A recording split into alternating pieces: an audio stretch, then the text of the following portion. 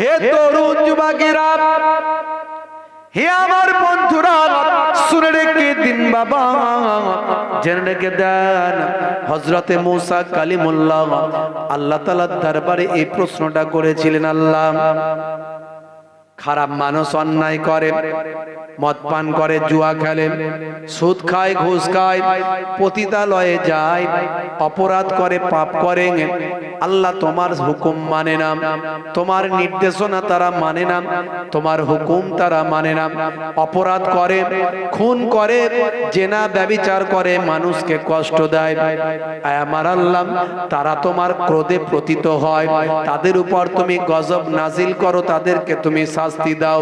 কিন্তু সব মানুষ তো আর খারাপ নয়, ভালো মানুষগুলো কেন তাদের সঙ্গে তোমার শাস্তি পায়?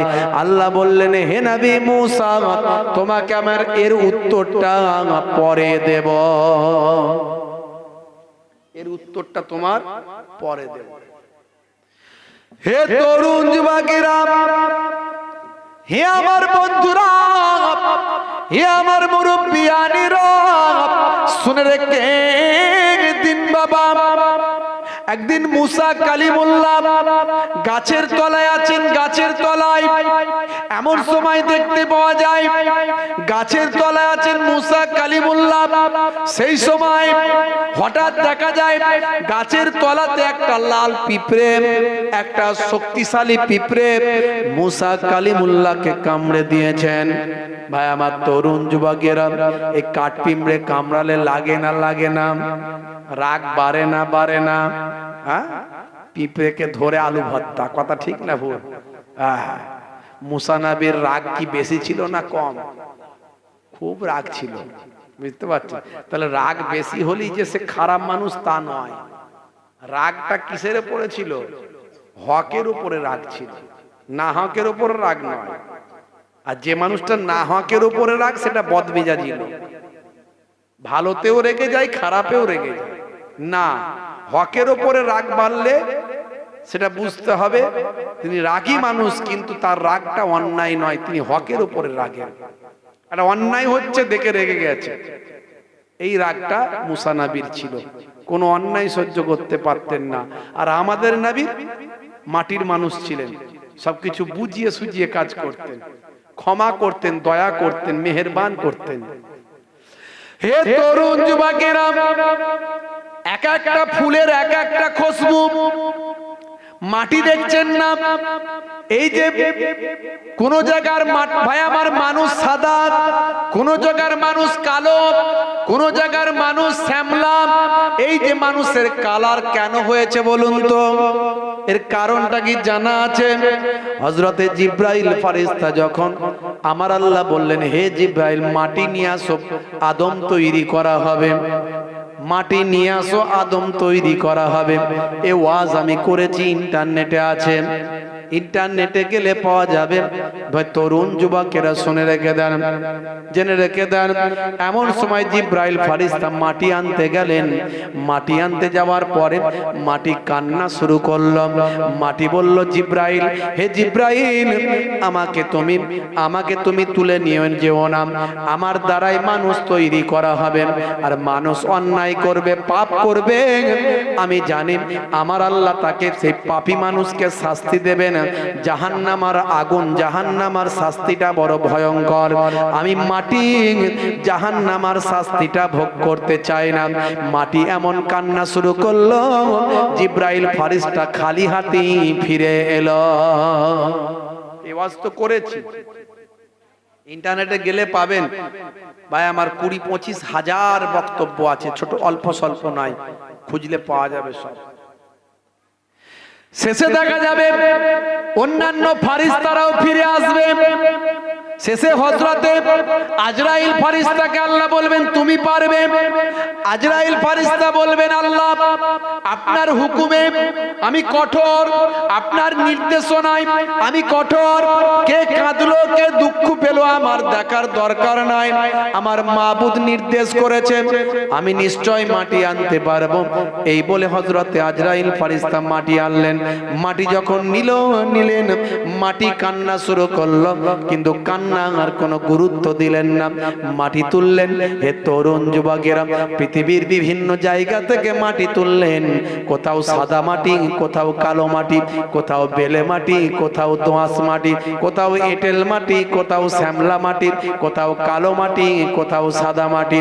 হে তরুণ যুবকেরা, পৃথিবীর বিভিন্ন জায়গা থেকে যেমন কালারের মাটি তুলেছিলেন, পৃথিবীর বিভিন্ন জায়গার মানুষের কালারটা সেরকম হয়েছে। নাইজেরিয়ার মানুষদের, সাউথ আফ্রিকার মানুষদের দেখবেন কালো মানুষ, আমেরিকা, ব্রিটেন।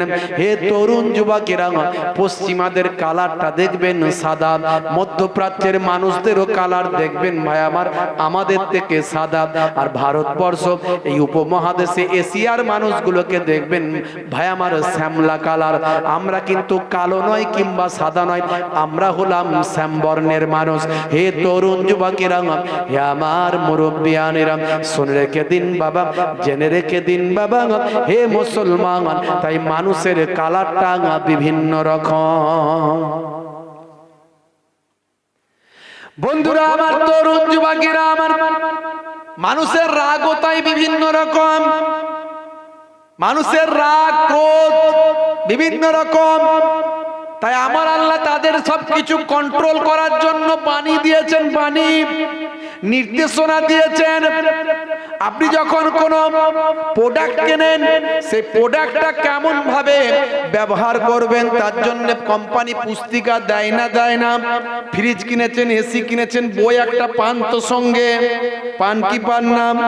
ওই কোম্পানি দিয়ে দিয়েছেন কেমন ভাবে পুস্তকটা ব্যবহার করবেন, কেমন ভাবে প্রোডাক্টটা আপনি ইউজ করবেন, সব পুস্তকে লিখে দেওয়া হয়েছে। আমার আল্লাহ মানুষ সৃষ্টি করলেন, মানুষ কেমন ভাবে ব্যবহার হবে তার জন্য একটা পুস্তিকা দিলেন। সেই পুস্তিকাটা, গ্রন্থটার নাম হলো আল কোরআন। মানুষ রাগ, খুব রাগ, রাগের জায়গায় দেখাবে, হকের উপরে রাগ দেখাও ঠিক আছে, কতটা রাগ দেখাবে সেটাও আল্লাহ ওখানে কন্ট্রোল করে দিয়েছে। বন্ধুরা আমার, তরুণ যুবকেরা আমার, মুসা কালিমুল্লাহর রাগ বেশি, কিন্তু হকের উপরে রাগ, অন্যায় ভাবে কখনো রেগে যান না।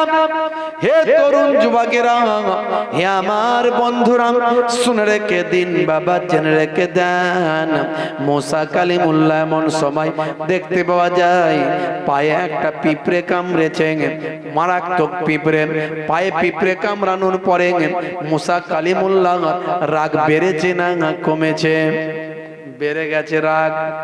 তাকিয়ে দেখেন পিঁপড়ের বাসা,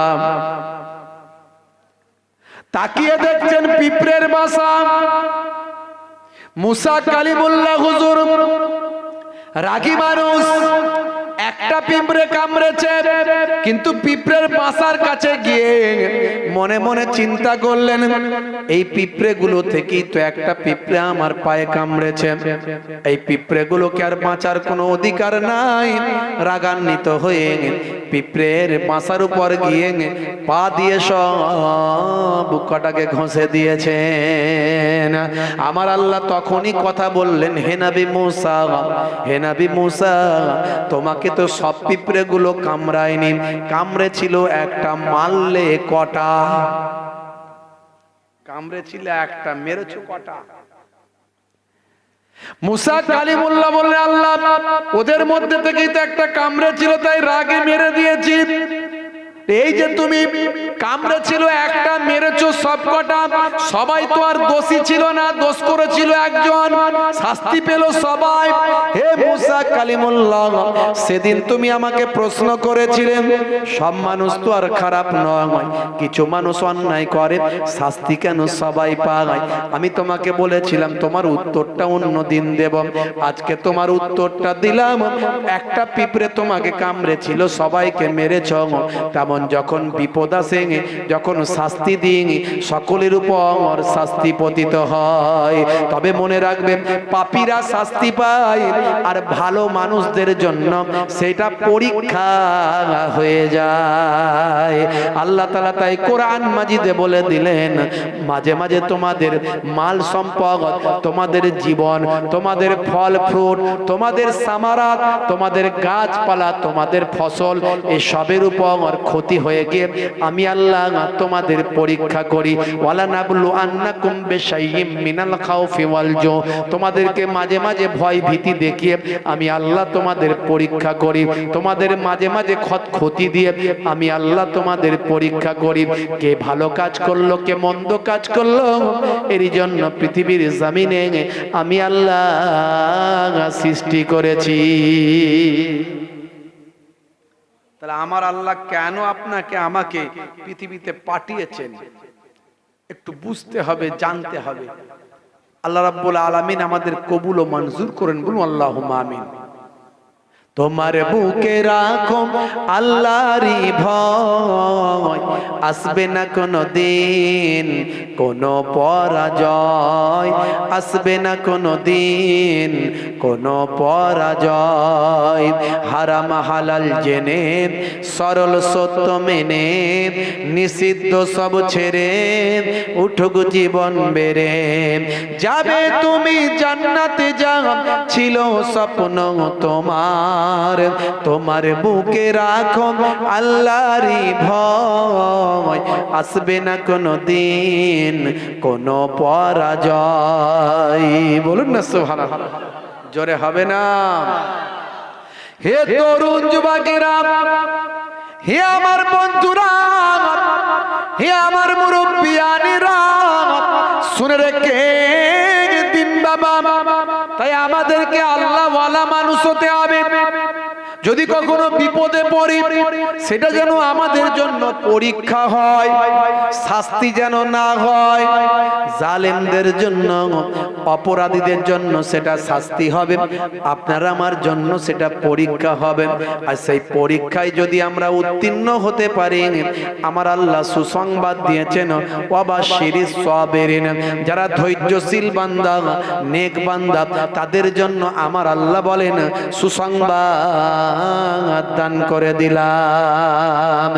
ইন্নাল্লাযীনা আমানু ওয়া আমিলুস সালিহাত কানাত লাহুম জান্নাতুল ফিরদাউসি নুজুলা। ওই সমস্ত বান্দা বান্দিরা যারা ঈমানটা এনেছে, সেই মতো আমলটা করেছে, তাদের জন্য আমি আল্লাহ আমার দয়ার জান্নাত জান্নাতুল ফিরদাউস দান করে দিলাম। হে তরুণ যুবকেরা, হে আমার বন্ধুরা, শুনে রেখে দিন বাবা, জেনে রেখে দেন। আল্লাহ বললেন বান্দারে ফাজকুরুনি আযকুরুকুম, বান্দা তোরা আমাকে স্মরণ কর, আমি আল্লাহ তোদের স্মরণ করব। অন্য জায়গায় আল্লাহ বলছেন, হে দুনিয়ার মানুষ শুনে রেখে দাও, উযকুরুল্লাহ যিকরান কাসীরা, তোমরা বেশি বেশি আমি আল্লাহকে স্মরণ করো, আমি আল্লাহর নিয়ামতের শুকরিয়া আদা করো, তোমরা নাশুকরি করো না। আমি আল্লাহ তোমাদের নিয়ামতটা বাড়িয়ে দেব। হাওয়া আল্লাহর, বাতাস আল্লাহর, পানি আল্লাহর, খাদ্য শস্য শ্যামলা ফলমূল আল্লাহর। জমিন থেকে যে সমস্ত খাদ্য আমরা পাই সব আমার আল্লাহর করুণায় তৈরি হয়। আমার আল্লাহ যদি কিছুদিন ধরে পানিটা বন্ধ করে দেন, জমিনের ফসল হবে না, বন্ধ হয়ে যাবে। আমার আল্লাহ যদি কিছুদিন ধরে খরা দিয়ে দেন, গাছপালাগুলো সব ঠিক থাকবে না, শুকিয়ে যাবে। আমার আল্লাহ যদি কিছুদিন ধরে আকাশ থেকে ভয়াবহ শিলাবৃষ্টি দেন, আকাশ থেকে অন্যান্য ভাবে গজব দান করে দেন, জমিনের সবকিছু বরবাদ হয়ে যাবে। হে তরুণ যুবকেরা, হে আমার বন্ধুরা, শুনে রেখে দিন বাবা, জেনে রেখে দিন বাবা, মাঝে মাঝে আমার আল্লাহ পরীক্ষা নেন বান্দাকে। হে বান্দা, তোমাদের পরীক্ষা নিন, আর জালেমদের উপর আমি আল্লাহ গজব নাজিল করি। ঈমানদারদের জন্য ওটা পরীক্ষা হয়ে যায়, আর জালেমদের জন্য ওটা গজব হয়ে যায়। হে দুনিয়ার মানুষ শুনে রেখে দেন, আমার আল্লাহ এই কিছুদিন ধরে পৃথিবীর বিভিন্ন জায়গায় আমার আল্লাহ গজব দিচ্ছেন। কথা ঠিক না ভুল? দুবাইয়ে গজব হলো, দুবাইয়ে আপনারা দেখেছেন, দুবাই পানির তলায় চলে গেল, 8,500 কোটি টাকা তাদের ধ্বংস হলো। পানির তলায় দুবাই ধ্বংস হয়ে গেল। বুর্জ খলিফা নিয়ে তাদের অহংকার ছিল, সব নষ্ট হলো। হে তরুণ যুবকেরা, হে আমার মুরব্বিয়ানেরা, তারা আকাশ থেকে টেনে পানি বের করত। দুবাই মরুর দেশ, সেখানে পানি কম হয়। তারা পানি কম হওয়ার কারণে আকাশ থেকে পানি তারা টেনে বের করে নিয়ে আসতো। এই বিজ্ঞানের উন্নতি তারা লাভ করেছিল। কেমিক্যাল নিয়ে গিয়ে আকাশের উপর ঢেলে দিত, মেঘ জড়ো হয়ে পানি হতো। তারা আল্লাহ পানি না দিলেও নিজেরা পানি তার তৈরি করত। আল্লাহ বলছেন, তোরা আমার হুকুমের উপরে নিজেদের মস্তানি করিস, দেখ আমি আল্লাহ আর নাফরমানি করিস। দুবাইয়ের বুকে এমন কোনো অন্যায় নাই যে হয় না। মদ, জুয়া, তারিফ, এমন কি হে তরুণ যুবকেরা, পতিতালয় থেকে শুরু করে নাইট ক্লাব, নাইট বার থেকে শুরু করে গোয়ার মতো সি বিচ থেকে শুরু করে নারী পুরুষ অশ্লীল ভাবে জীবন যাপন করা থেকে শুরু করে অন্যায় এমন কিছু নাই তারা করে না। পৃথিবীর সবচেয়ে বিনোদনের ফুর্তির জায়গা হলো দুবাই। পৃথিবীর বিভিন্ন দেশ থেকে মানুষ সেখানে ফুর্তি করতে যায়, অথচ সেটা একটা মুসলিম দেশ হিসাবে কত ভালোভাবে জীবন যাপন করা দরকার ছিল। আল্লাহ বলল, শুনে রেখে দে, আমি আল্লাহ তোদের উপরে এমন গজব দেব, তোরা হারে হারে টের পাবি। এমন পানি হয়ে গেল যে প্লেন নিয়ে আকাশে উড়ে গিয়ে তারা কেমিক্যাল দিয়ে মেঘ তৈরি করে পানি নামাতো, সেই প্লেন পর্যন্ত তাদের আমার আল্লাহর বন্যার পানিতে ডুবে যেতে লাগলো। আপনারা দেখেছেন বন্ধুরা আমার, হে তরুণ যুবকেরা, হে আমার বন্ধুরা, শুনে রেখে দিন বাবা, যে ব্রাজিলের নাম আমরা শুনি, সেই ব্রাজিলে শত শত মানুষ মারা যাচ্ছে। সেই ব্রাজিল কিন্তু পানির তলায় ডুবে বন্যায় ধ্বংস হয়ে যাচ্ছে। এই কয়েকদিনের কথা বলছি। হে তরুণ যুবকেরা, ব্রাজিলের উপর আল্লাহ গজব দিয়েছেন। কারণটা কি জানেন বাবা? যেদিনে ব্রাজিলের উপর গজব কবে থেকে শুরু হলো আপনাদের জানা আছে? আমি আপনাদের বলি, একটু ভালো করে খোঁজ খবর নেবেন, জানতে পারবেন। ব্রাজিলে একটা কার্নিভাল তারা তৈরি করেছিল, রাষ্ট্রীয়ভাবে একটা কার্নিভাল, রাষ্ট্রীয়ভাবে একটা অনুষ্ঠান তৈরি করেছিল। সেখানে ভাই আমার ধর্মশাস্ত্র থেকে বিভিন্ন পয়গম্বর নবীদের নিয়ে একটা কাহিনী তারা তৈরি করেছিল, এবং ধর্মশাস্ত্র থেকে তারা সেখানে ভাই আমার ইবলিস শয়তান তৈরি করেছিল। এমনকি তারা ইবলিস শয়তানের সঙ্গে হযরতে ঈসা নবীর লড়াই করেছিল। ঈসা নবীর সম্পর্কে জানতে পেরে ঈসা নবীর মূর্তি তৈরি করেছিল। ঈসা নবীর সম্পর্কে তারা ভাই আমার তাদের নিয়ে একটা নাটক তৈরি করেছিল। রাষ্ট্রীয়ভাবে সেই নাটকটা ব্রাজিলের ওপেন রাজপথে তৈরি করা হয়েছিল। হে তরুণ যুবকেরা, হে আমার মুরব্বিয়ানেরা, দেখানো হচ্ছে ঈসা নবীর সঙ্গে মারপিট করছে শয়তান। ঈসা নবীকে অপমান করা হয়েছিল। ঈসা নবীর নাটকের মঞ্চে অভিনয় করে ঈসা নবীকে অপমানিত করা হয়েছিল। হে তরুণ যুবকেরা, এইভাবে পয়গম্বরদের নিয়ে তারা অভিনয় করেছিল। পয়গম্বরদের নিয়ে রাজপথে পৃথিবীর মানুষের কাছে তারা নোংরা খেলায় তারা মেতেছিল। হে তরুণ যুবকেরা, হে আমার বন্ধুরা, হে আমার মুরব্বিয়ানেরা, ব্রাজিলের রাজপথে যখন কার্নিভাল করা হলো, মাঝে মাঝে দেখবেন রাষ্ট্রীয়ভাবে বিভিন্ন দেশে কার্নিভাল করা হয়, অর্থাৎ দেশের মানুষকে দেখানো হয়, বিভিন্ন তথ্য নমুনা তৈরি করা হয়। ব্রাজিলও তেমন করেছিল। সেখানে নবীদের অপমান করা হয়েছিল, ধর্মশাস্ত্রকে বিকৃত করা হয়েছিল, শয়তানের আধিপত্য নিয়ে তারা হইচই করেছিল। তাদের এই কার্নিভাল শেষ হতে দেরি, শেষ তখনও হয়নি। আমার আল্লাহ আল্লাহর গজব চালু হলো।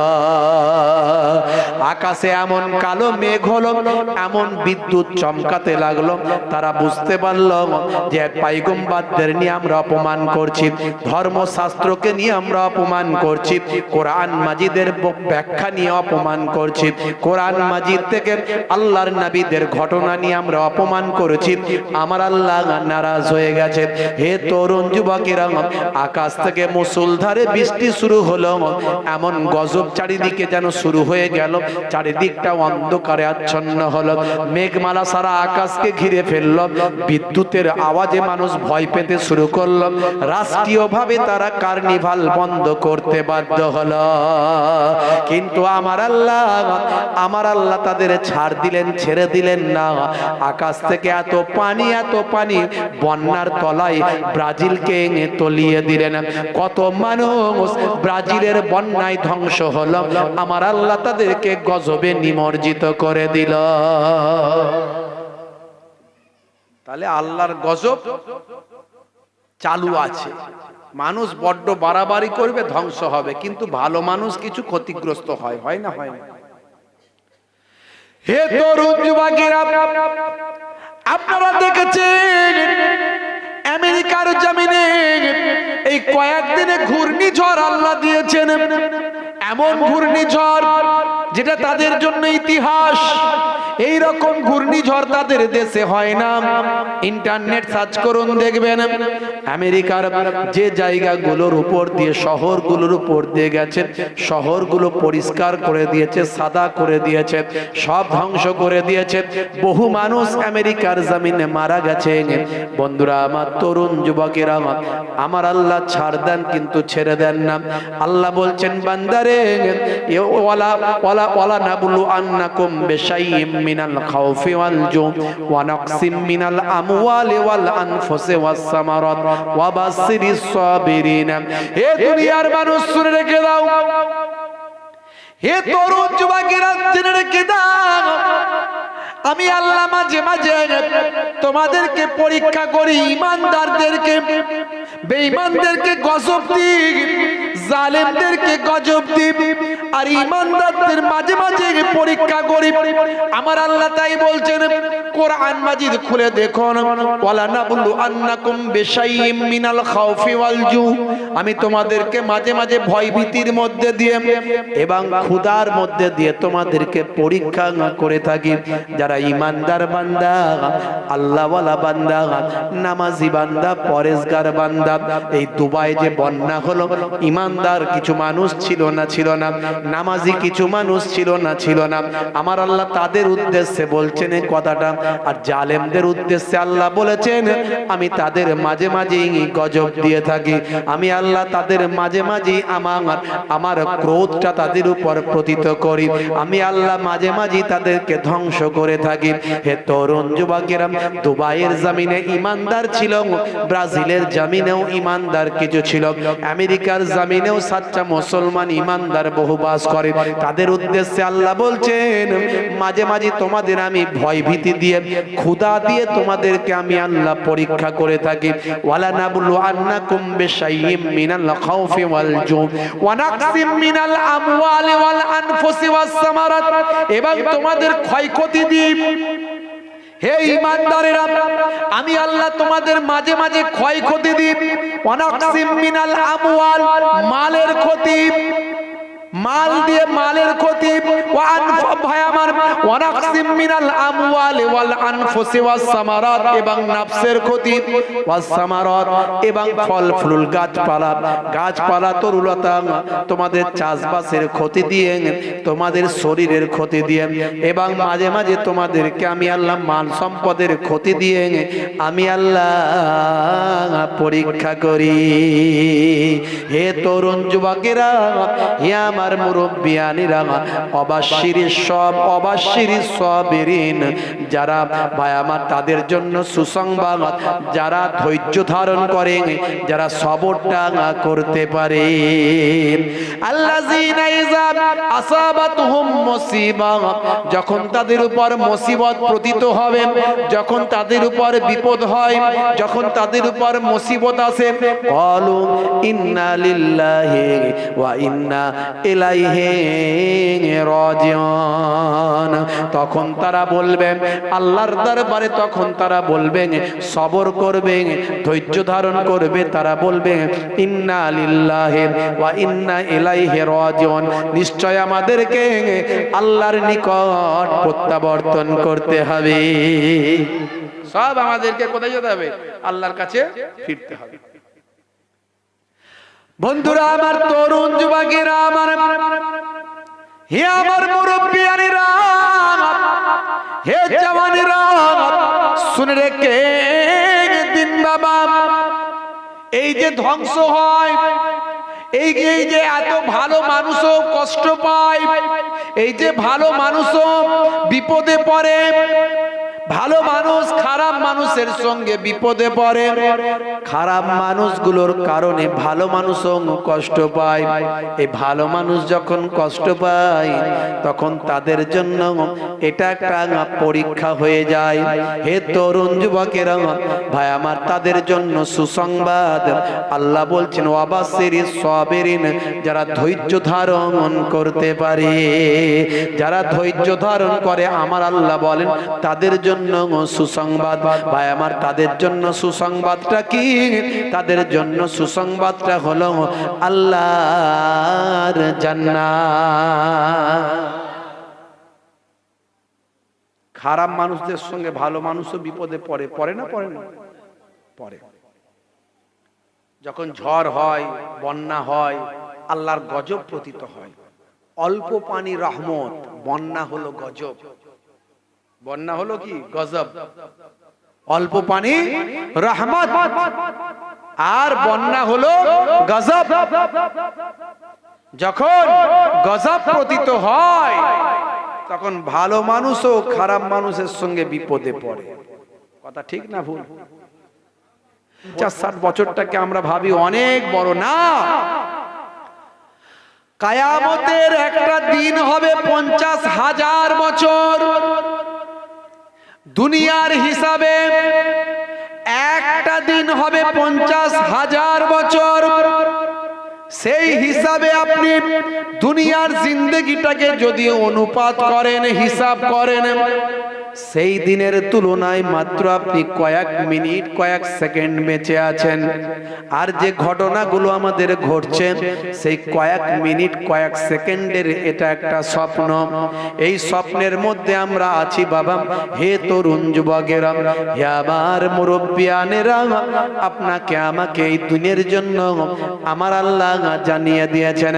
হে দুনিয়ার মানুষ, শুনে রেখে দাও, তোমরা আমার ইবাদত করো, আমি আমার ইবাদতের জন্য তোমাদের পৃথিবীতে পাঠিয়েছি। ইবাদত ছাড়া আমি আর অন্য কোনো উদ্দেশ্যে তোমাদের পাঠাই নাই। মা খলাকতুল জিন্না ওয়াল ইনসা ইল্লা লিয়াবুদুন, ইবাদতের জন্য তোমাদেরকে পাঠিয়েছি। আমরা মুসলমান নামাজ ঠিকমতো পড়ছি না। এই অল্প দিনের জিন্দেগিতে রাসূলের সুন্নাত আমরা মানছি না। হে তরুণ যুবকেরা, আল্লাহর যারা ওলি বান্দা, তারা এই অল্প দিনে সর্বদা ইবাদতের মধ্যেই কাটান। আল্লাহ বলেছিল বান্দারে সব সময় ইবাদতের মধ্যে থাকবি। তবে ইবাদত মানে মনে করিস না শুধুই নামাজ, শুধুই রোজা, শুধুই তেলাওয়াত, শুধুই জিকির। কাজ করবে সেটাও যদি নবিয়ানা তরিকায় হয়, সেটাও তোমার জন্য ইবাদত। তুমি ব্যবসা করবে সেটাও যদি নবিয়ানা তরিকায় হয়, তোমার জন্য ইবাদত। চাকরি করবে, ঘুষ নেবে না, অন্যায় ভাবে তুমি কাজ করবে না, কোন রকম কোনো অপরাধ করবে না, সিস্টেমেটিক চলবে, যেমন তোমার দায়িত্ব তেমন তুমি পালন করবে, কোন রকম ফাঁকিবাজি করবে না। যদি তুমি নবীর তরিকা অনুযায়ী চলো, এটা তোমার জন্য ইবাদত। হে তরুণ যুবকেরা, অর্থাৎ দুনিয়াদারি যেটাই করবে, যদি নবিয়ানা তরিকায় চলো, সেটা তোমার জন্য ইবাদত। আল্লাহ বললেন বান্দারে, আমি তোমাদের ইবাদতের জন্য পাঠিয়েছি। এই পৃথিবীর কয়েকটা মুহূর্ত, পৃথিবীর কিছু সময় আমরা বসবাস করছি পৃথিবীতে, আমাদের আল্লাহ ইবাদতের জন্য পাঠিয়েছেন, কিন্তু মুসলমান আমরা ইবাদতে ঠিক মতো মন দিই না। 5 ওয়াক্ত নামাজটা পড়তে গেলে আমাদের কষ্ট হয়, আছে না নাই?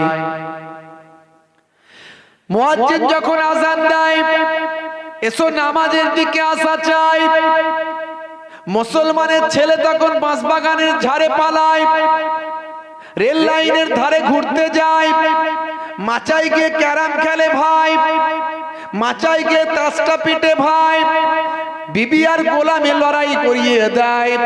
কিন্তু মুয়াজ্জিন বারবার বলে নামাজ পড়বি আয়। ওরা বলে নামাজ পড়তে গেলে কি হবে, আমাদের কাজ আছে তাই। কিন্তু কবি বলে কাজ আগে না নামাজ আগে জানা চাই। কবি কবির ভাষায় জানিয়ে দেয়, নামাজকে বলো না কাজ আছে, কাজকে বলো নামাজ আছে। হে তরুণ যুবকেরা, হে আমার মুরব্বিয়ানেরা, শুনে রেখে দিন বাবা, আজকে আমরা মুসলমান, আজকে আমি আপনি সলিমউদ্দিন, জলিমউদ্দিন, কলিমউদ্দিন, আপনার আমার বাপ মুসলমান, দাদু মুসলমান, নানা মুসলমান, Gary Miller, Jennifer, Tyson, Michael Jackson, ইলিমা, দিমাত্রিয়াঙ্ক, এদের বাপ 14 পুরুষ মুসলমান ছিল না। এরা এমন মুসলমান হলো সচ্চা ইমানদার, নামাজি, পরেজগার হয়ে অন্যায় পথ থেকে সরে এলো, আল্লাহর নেক বান্দা হয়ে গেল। আজকে তারা এক একজন বড় বড় আল্লাহওয়ালা হয়েছে। কিভাবে মানুষকে ইসলামের দিকে ডাকা যায় তার জন্য তারা প্রচেষ্টা চালিয়ে যাচ্ছে। তাদের হক ভাবে, হালাল ভাবে ইনকামের সবটার একটা বড় অংশ তারা মাদ্রাসা, ইনস্টিটিউটের মাধ্যমে মানুষকে ইসলামের দাওয়াত তারা দিচ্ছে। অথচ আমরা ইসলামের দাওয়াত পেয়েও গ্রহণ করছি না, আর তারা ইসলামের দাওয়াত পেয়ে কষ্ট করে গ্রহণ করে তারা মানুষকে ইসলামের দাওয়াত দিচ্ছে।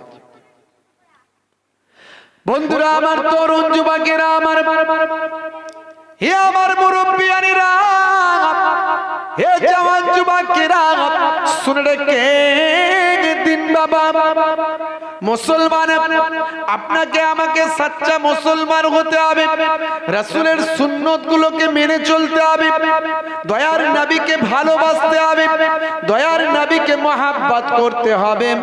একদিকে মাথায় রাখবেন আল্লাহর নির্দেশ, আর একদিকে মাথায় রাখবেন দয়ার নবীর সুন্নত। এই দুটো জিনিসে যেন কোনো গন্ডগোল না হয়। একদিকে আল্লাহর নির্দেশ, হে তরুণ যুবকেরা, আমার আল্লাহ কোরআন মাজিদে যে নির্দেশগুলো দিয়েছেন সেগুলো আপনার আমার জন্য ফরজ হয়ে গেছে। যেমন 5 ওয়াক্ত নামাজ পড়া আপনার আমার জন্য ফরজ, কথা ঠিক না ভুল? নামাজকে বলবেন না কাজ আছে, কাজকে বলুন নামাজ আছে। মুয়াজ্জিন যখন আযান দেবে হাইয়া আলাস সালাহ, শত কাজ ফেলে রেখে বলবেন তোরা আমার কাছ থেকে পালা, আযান দিয়েছে তাই মসজিদে যাব ভাই। হে তরুণ যুবকেরা, শত কাজ ফেলে রেখে মসজিদে যায়, এর জন্য আযানটা মুয়াজ্জিন দেয়, এর জন্য মুয়াজ্জিন আযান দেয়, শত কাজ ফেলে রেখে মসজিদে যায়। দাদাজান পীরনগরী হুজুর পীর কেবলা রাহমাতুল্লাহ আলাইহি বলতেন 5 12 60 12 মিনিট করে সময় দিলে 5 ওয়াক্তের নামাজ পড়া হয়ে যায়। 5 ওয়াক্ত নামাজ যে বান্দা পড়বে আমার আল্লাহ 1 ঘন্টার বিনিময়ে 23 ঘন্টা তার সাকসেসফুল করে দেবে।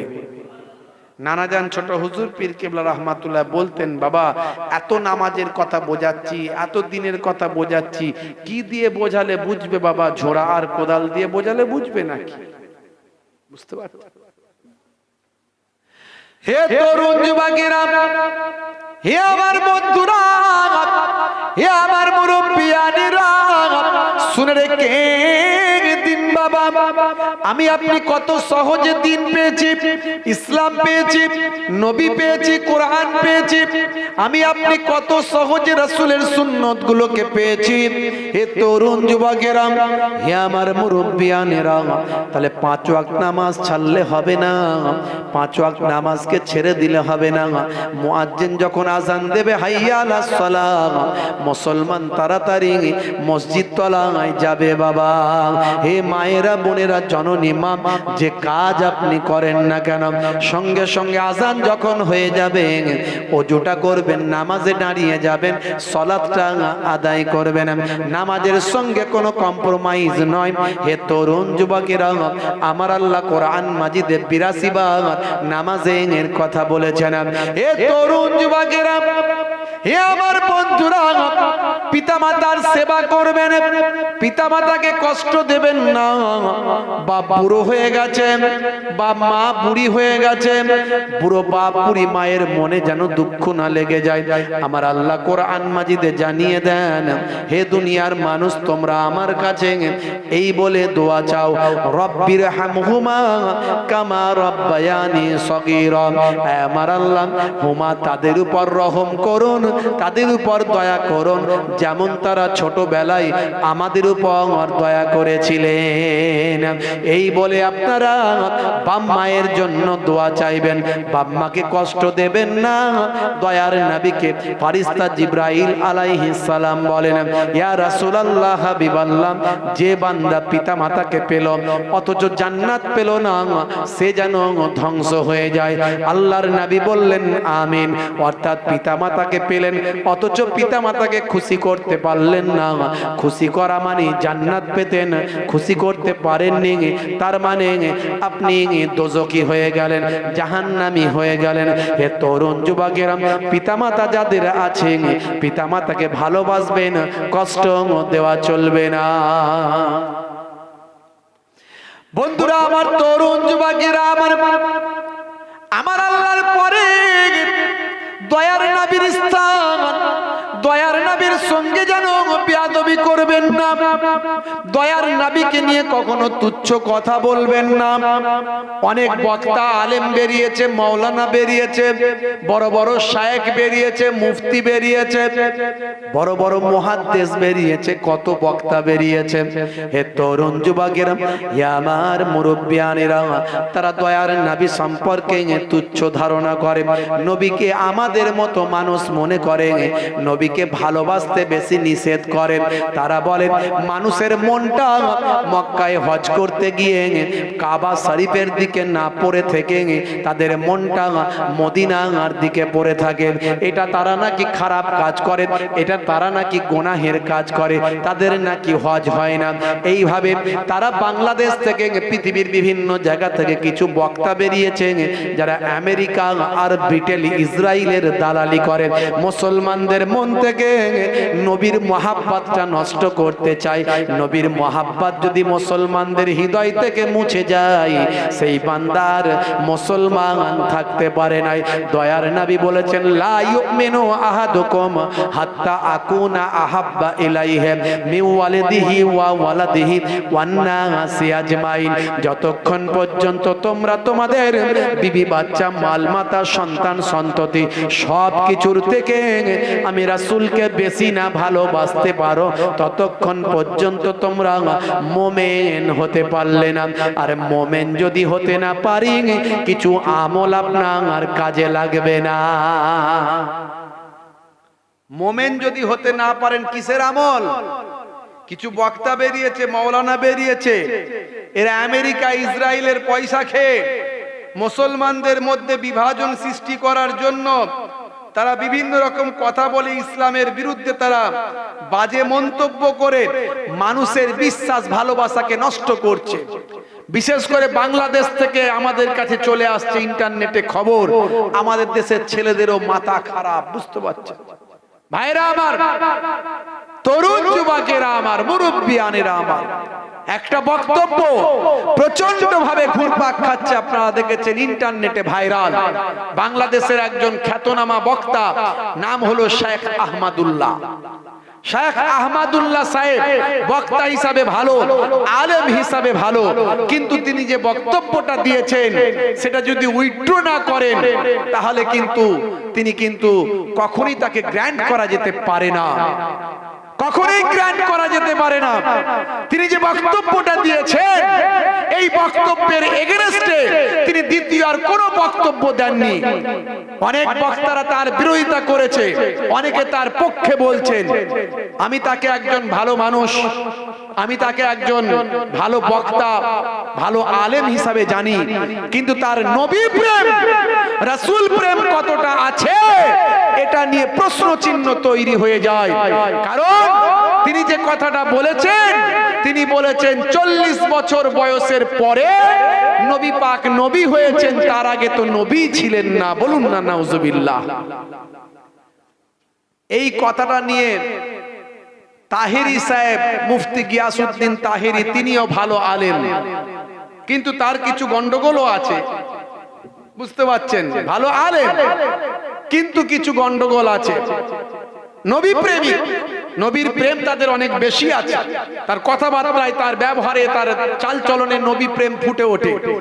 কিন্তু কিছু ভাই আমার কথাবার্তা, কিন্তু কাজ তাদের গন্ডগোল। দেখবেন জেকের যখন করছে সে লাপিয়ে লাপিয়ে এমন জেকের হচ্ছে, হেলে দুলে কি সব ভাষাগুলো বলে, মাঝে মাঝে মোবাইলে দেখায় আমাকে। আছিরে আছি তাহেরি ভাই, ওরে আছিরে জেকেরের মাঝখানে চলছে। বুঝতে পারছেন? আর হু হা হু হা হু হা কি আওয়াজ দিচ্ছে বোঝা মুশকিল। তার এমন জেকের করছে, পেছনের লোক সামনের লোক লাফিয়ে একদম খুঁটি মুটি উঠে, চালে মালে উঠে, কোথায় গাছের ওপর দিয়ে ডিগবাজি খেয়ে, মাথা খারাপ। বলছে বসেন বসেন বইসা যান, হাইবার আলী বইসা যান। বুঝতে পারছেন? বলে না বলে না, এইগুলো কিছু কিছু তাদের খারাপ আছে, যেগুলো আমাদের দৃষ্টিতে ফুরফুরা শরীফ আমাদের মুজাদ্দুজ্জামান দাদা হুজুর কেবলা রাহমাতুল্লাহ আলাইহি যে জিকির শিখিয়েছেন সেই জিকিরের বাইরে চলে যায় এগুলো। কিন্তু তাদের নবী প্রেম অনেক আছে, রাসূল প্রেম, রাসূলের বিরুদ্ধে কোন রকম কটূক্তি, এগুলো তারা সহ্য করে না। খুব গন্ডগোল চলছে, এমনকি মামলা পর্যন্ত হয়েছে। 48 ঘন্টার আলটিমেটাম তারা দিয়েছিলেন যে ভাষাটাকে, কথাটাকে উইথড্র করতে হবে। পক্ষে বিপক্ষে অনেকে কথা বলছেন, দীর্ঘদিন ধরে, কয়েকদিন ধরে তারা চলছে এই সব বিষয়গুলো। আমি অবাক হয়ে যাই, আমি অবাক হয়ে যাই। একজন জ্ঞানী মানুষ, ভালো আলেম, তিনি একবারও কি বললেন না, তিনি একবারও কি বলতে পারতেন না যে আমি এভাবে বলতে চাইনি? 40 বছরের পরে তিনি স্বীকৃতি পেয়েছেন, কিংবা 40 বছরের পরে তিনি সানাদ প্রাপ্ত হয়েছেন, তার সানাদ হলো কোরআন মাজিদ। তার আগেও তিনি নবী ছিলেন, আর 40 বছরের পর থেকে নবুয়তির দায়িত্ব নিয়ে তিনি কাজ করতে শুরু করেছেন। এভাবে ক্লিয়ার করলে পৃথিবীর মানুষের কাছে বিষয়টা ক্লিয়ার হয়ে যায়। কিন্তু সেটা না করে তিনি অন্য কথা বলছেন। তাহেরি সাহেব তার বিরুদ্ধে মামলা করেছেন, তাকে আলটিমেটাম দিয়েছেন, তার বিরুদ্ধে বক্তব্য দিয়েছেন। তাই তাহেরি সাহেবের উইক পয়েন্ট গুলো বের করতে হবে। আরে উইক পয়েন্ট তো তার কিছু আছে, কিন্তু তিনি যে প্রশ্নটা করেছেন সেই প্রশ্নের উত্তর দিলেই তো ঝামেলা মিটে যায়। সেই প্রশ্নের উত্তর তো দিচ্ছেন না। আজকে তার পক্ষে বিপক্ষে, ইনার পক্ষে বিপক্ষে, এই কি চলতে থাকবে নাকি? সাধারণ মানুষ, মিলিয়ন মিলিয়ন ভিউ, মানুষ এইসব নিয়ে ব্যস্ত। তাহেরি সাহেবের পক্ষে ভাই আমার কোন এক বক্তা বলছেন, ভাইরা আমার ওই সাদিকুর রহমান আজহারী সাহেব বলছেন, আরো অন্য আলেমরা বলছেন, কড়া কড়া কথা বলছেন, একে অপরের বিরুদ্ধে কটূক্তি করছেন, ব্যক্তিগত বিষয়গুলো নিয়ে মানুষের কাছে হেয় প্রতিপন্ন, ইওর বিরুদ্ধে ওর বিরুদ্ধে, ইনিও বাজে কথা মন্তব্য, তিনিও বাজে কথা মন্তব্য। এটা আলেমদের চরিত্র হতে পারে না, এটা বক্তাদের চরিত্র হতে পারে না। এক বক্তা আর এক বক্তার বিরুদ্ধে বলবেন, এক আলেম আর এক আলেমের বিরুদ্ধে বলবেন, এক আলেম আর এক আলেমকে ব্যক্তিগতভাবে সমাজের মানুষের কাছে হেয় প্রতিপন্ন করবেন। এগুলো কখনো ঠিক নয়। মাসালাগত ইখতিলাফ আসতে পারে, আপনার বোঝার ক্ষেত্রে তারতম্য হতে পারে, সেই ব্যাপারে আলোচনা আসতে পারে। বন্ধুরা আমার, তরুণ যুবকেরা আমার, মুরব্বিয়ানেরা আমার, যে বক্তাগুলো স্টেজে উঠে গালমন্দ করে, মাঝে মাঝে দেখবেন বক্তা বলছে হারামখোর। আরে হারামখোর বলবো কেন? তুমি জানো সে হারাম খায় কিনা? কেন তাকে হারামখোর বলবে? বক্তা বলছে হারামজাদা, হারামজাদা বলবে কেন? তার বাপ মা কি হারামি, মানে হারামের সন্তান তৈরি করেছে? তা তুমি কেন তাকে হারামজাদা বলবে? এগুলো কি কথাবার্তা? এক বক্তা আর এক বক্তার বিরুদ্ধে দেখবেন কটূক্তি করছে, তুচ্ছ করছে। বন্ধুরা আমার, তরুণ যুবকেরা আমার, আমার দয়ার নবী 40 বছরের আগেও নবী ছিলেন। জোরে বলুন সুবহানাল্লাহ। জোরে হবে না সুবহানাল্লাহ? এত কথার তো দরকার নাই। তিরমিজি শরীফের হাদিস, সিয়াসিত্তা হাদিস, এই প্রশ্ন আমার আপনার জানার দরকার নাই। এই প্রশ্ন তো সাহাবায়ে কিরাম দয়ার নবীকে করেছিলেন। ক্বালু ইয়া রাসূলুল্লাহ, ক্বালু ইয়া রাসূলুল্লাহ, তারা বলেছিল ইয়া রাসূলুল্লাহ মাতা ওয়াজাবাত লাকান নবুওয়াত। তিরমিজি শরীফের হাদিস, আল্লাহর নবী আল্লাহ রাসূলকে সাহাবীরা বললেন মাতা ওয়াজাবাত লাকান নবুওয়াত, হে আল্লাহর নবী আপনি কখন থেকে আপনার উপর নবুয়াত এসেছে, নবুয়াত ওয়াজিব হয়েছে, নবুয়াত লাভ করেছেন, কখন থেকে আপনি নবুয়াত পেয়েছেন, কখন থেকে আপনি নবী হয়েছেন? জোরে বলুন সুবহানাল্লাহ। এ তো নবী পাককে সাহাবারা জিজ্ঞাসা করেছেন। এ তো আমার আপনার প্রশ্ন এখন করার দরকার নাই। যত বড়ই আলেম হই না কেন, যত বড়ই মুফতি হই না কেন, যত বড়ই বক্তা হই না কেন, যত বড়ই পণ্ডিত হই না কেন, ইবলিস শয়তানের থেকে বড় পণ্ডিত কেউ ছিল? বলেন ছিল? তাকে ফারিস্তাদের টিচার করা হয়েছিল, টিচার অব মালাইকাস, টিচার অব মালাইকাস। ফারিস্তাদের টিচার বানানো হয়েছিল, মুআল্লিমুল মালাকুত করা হয়েছিল। সেই ফারিস্তাদের টিচার হয়েও এত জ্ঞানী, এত পণ্ডিত, এত আলেম, এত বড় আমল, তার এত আমল, সে কি করেছিল? বেয়াদবি করেছিল। কার সঙ্গে বেয়াদবি করেছিল? আদম নবীর সঙ্গে বেয়াদবি করেছিল। আল্লাহ বলেন উসজুদু লি আদম, आदम को सिजदा करो, फसजदू, सबने सिजदा किया इल्ला इब्लिस, ইবলিস ছাড়া। ইবলিস করলো না, সে যুক্তি দিল। কি বললো? তার যুক্তি। এখন কিছু মানুষ যুক্তি দেয় না, এটা যুক্তি, ওটা যুক্তি, সেটা যুক্তি। সব জায়গায় যুক্তিতে মুক্তি নাই। যদি থাকতো তাহলে ইবলিস শয়তান যুক্তিতে মুক্তি পেত। ইবলিস শয়তান বলেছিল খালাকতাহু মিন তিন, আপনি তাকে মাটি থেকে তৈরি করেছেন। খালাকতানি মিন নার, আমাকে আগুন থেকে তৈরি করেছেন। আনা খায়রুম মিনহু, मैं उससे बड़ा हूं, আমি ওর থেকে ভালো, আমি ওর থেকে বেটার। আই বেটার দ্যান হিম, আমি তার থেকে ভালো, তার থেকে বেটার। কারণ তাকে আপনি মাটি থেকে তৈরি করেছেন আর আমাকে আগুন থেকে তৈরি করেছেন। আল্লাহ বললেন তোমার যুক্তি ভালো, কিন্তু যুক্তিতে মুক্তি নাই। আবা ওয়াস্তাকবারা ওয়া কানা মিনাল কাফিরিন, তুমি তাকাব্বর করলে, অহংকারী করলে, এই অহংকার করে কাফেরদের অন্তর্ভুক্ত হলে। তাহলে আদম নবীর সঙ্গে বেয়াদবি করে ইবলিস শয়তান কাফেরদের অন্তর্ভুক্ত হয়েছিল। যারা আমার নবীর সম্পর্কে বেয়াদবি করে তারা কাদের অন্তর্ভুক্ত হবে? ইবলিসের চাচাতো ভাইয়ের অন্তর্ভুক্ত হবে। কথা ঠিক না ভুল? জোরে বলেন, কথা ঠিক না ভুল? কিছু মৌলবী বেরিয়েছে, তারা বলছে নবীর নাম আছে কালেমায়, তা কালেমা একসঙ্গে লেখা যাবে না। শুনেছেন নিশ্চয়, ওই বাংলাদেশ থেকে তৈরি হয়েছে নামি দামি বক্তা, বড় বড় আলেম। নামের শুরুতে শায়েখ, নামের শেষে কোথায় ভাই আমার কত রকমের ডিগ্রি, অনেক বড় বড় আলেম। নবীর নাম নাকি কালেমা থেকে বাদ দিতে হবে, কালেমা নাকি একসঙ্গে পড়া যাবে না, কারণ দয়ার নবীর নাম আছে। ওরে মৌলবী, যত বড়ই পণ্ডিত হও না কেন, তোমার মনে যদি নবীর মহাব্বত না থাকে, দয়ার নবী বলছেন সব থেকে বেশি আমি রাসূলকে ভালোবাসতে হবে। যতক্ষণ না ভালোবাসতে পারো ততক্ষণ পর্যন্ত মুমিন হতে পারলে না। মুমিন যদি না হতে পারলে পারো, কিসের আমল, কিসের ইবাদত? তোমরা নবীর নামটাকে কোথা থেকে বাদ দেবে? আজানের সুরে সুরে নবীর নাম, জান্নাতের দরজায় দরজায় নবীর নাম, আরশে আজিমে নবীর নাম, জান্নাতের দরজায় দরজায় নবীর নাম। হে তরুণ যুবকেরা, দয়ার নবীর নামকে কেটে বাদ দিতে পারবে না, কারণ আমার আল্লাহ স্বয়ং দয়ার নবীর নামটা নিজের নামের সঙ্গে যুক্ত করেছে। জোরে হবে না, জোরে হবে না। তাহলে সাহাবীরা জিজ্ঞাসা করলেন, ইয়া রাসূলুল্লাহ মাতা ওয়াজাবাত লাকান নবুওয়াত, আপনি কখন থেকে নবী?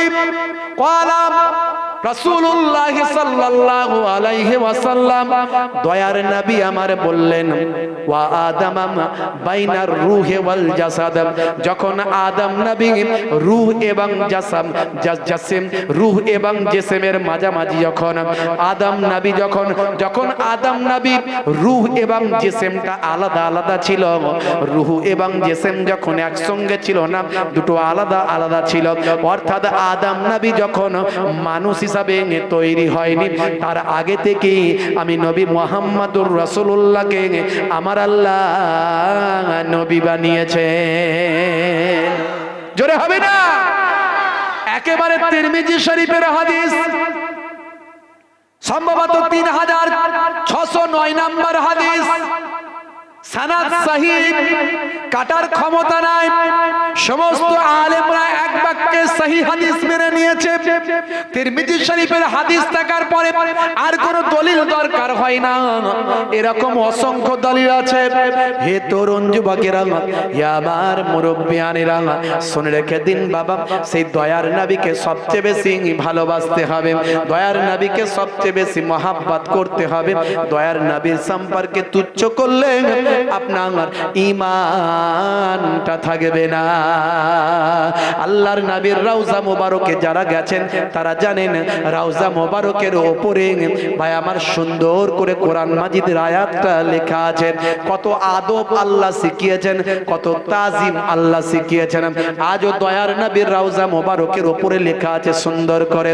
হে তরুণ যুবকেরা, হাজী সাহেবরা যারা গেছেন তাদের জিজ্ঞাসা করবেন, রাসূলের রওজা মোবারকের উপরে সোনালী অক্ষরে আরবি ভাষায় আল্লাহর কোরআনের আয়াতটা লেখা আছে। আমি নিজে দুইবার গিয়ে দেখে এসেছি। আমার আল্লাহ বলছেন, হে দুনিয়ার মানুষ শুনে রেখে দাও, তোমরা যখন দয়ার নবীর সামনে কথা বলবে আস্তে কথা বলবে, সাবধান, তোমাদের আওয়াজটা যেন রাসূলের আওয়াজের উপরে যেন না চলে যায়। ইয়া আইয়ুহাল্লাযীনা আমানু লা তারফাউ আসওয়াতাকুম ফাওকা সাউতিন নবী।